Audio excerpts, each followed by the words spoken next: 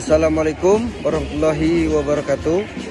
Di sini saya perkenalkan diri, saya Aditya Nugraha dengan NIM 23101036. Saya dari Prodi Hukum Keluarga Islam. Di sini saya akan menjelaskan tentang tanggung jawab perdata dalam kasus transaksi elektronik internasional.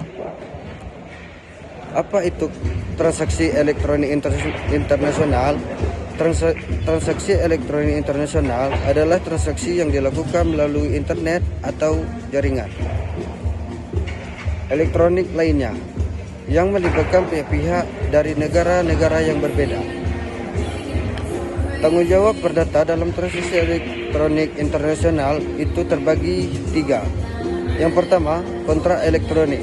Kontrak elektronik adalah perjanjian yang dibuat melalui sarana elektronik seperti email atau platform e-commerce. 2. Tanggung jawab kontraktual. Pihak-pihak yang terlibat dalam transaksi elektronik internasional memiliki tanggung jawab kontraktual untuk memenuhi kewajiban yang tercantum dalam kontrak. Yang ketiga itu ada tanggung jawab atau atas kerusakan. Pihak-pihak yang terlibat dalam transaksi elektronik internasional juga memiliki tanggung jawab atas kerusakan yang disebabkan oleh kesalahan atau kelalaian mereka. Masalah yang muncul terhadap tanggung jawab perdata dalam kasus transaksi elektronik internasional yaitu yurisdiksi.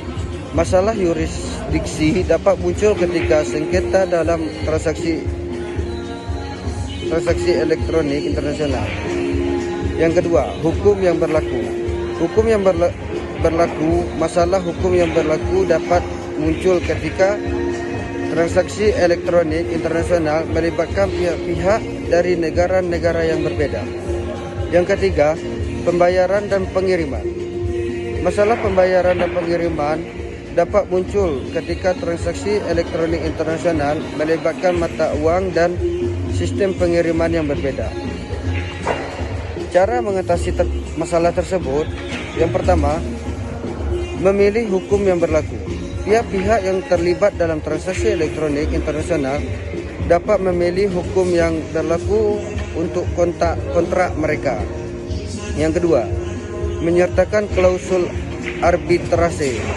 Pihak-pihak yang terlibat dalam transaksi elektronik internasional dapat menyertakan klausul arbitrase dalam kontrak mereka untuk menyelesaikan sengketa. Yang ketiga, menggunakan platform e-commerce yang terpercaya.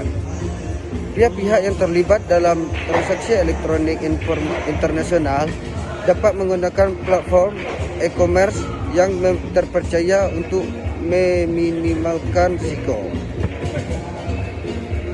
Pentingnya memahami tanggung jawab perdata. Memahami tanggung jawab perdata dalam transaksi elektronik internasional sangat penting untuk menghindari sengketa. Memahami tanggung jawab perdata dapat membantu pihak yang terlibat dalam transaksi elektronik internasional untuk menghindari sengketa. Melindungi hak-hak memahami tanggung jawab perdata dapat membantu pihak-pihak yang terlibat dalam transaksi elektronik internasional untuk melindungi hak-hak mereka. Membangun kepercayaan. Memahami tanggung jawab perdata dapat membantu membangun. Yang ketiga, kepercayaan. Membangun kepercayaan. Memahami tanggung jawab perdata dapat membantu membangun kepercayaan antara pihak-pihak yang terlibat dalam transaksi elektronik internasional.